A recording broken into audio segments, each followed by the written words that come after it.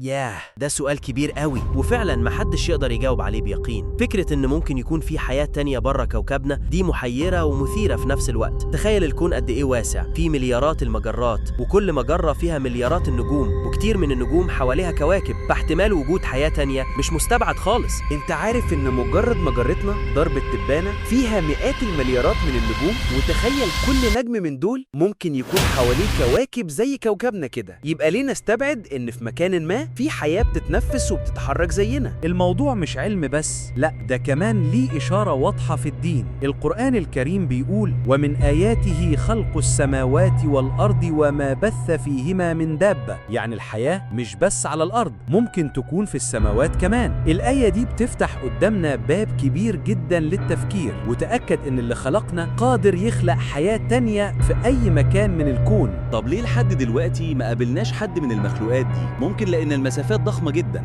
الضوء نفسه بياخد ملايين السنين عشان يوصل من نجم لنجم، أو يمكن الحياة التانية مختلفة عن شكلنا وطريقتنا لدرجة إننا مش عارفين نميزها. في النهاية السؤال لسه مفتوح، هل إحنا فعلا لوحدنا ولا في عوالم تانية مليانة حياة بتدور حوالينا؟ اللي مؤكد إن الكون واسع قوي، أعظم بكتير من اللي عينينا شايفاه، ويمكن في يوم من الأيام يجي الجواب اللي يغير كل اللي نعرفه عن نفسنا وعن مكاننا في الكون. لحد اللحظة دي خلي فضولك صاحي وفكرك مفتوح، واستمتع برحلة البحث.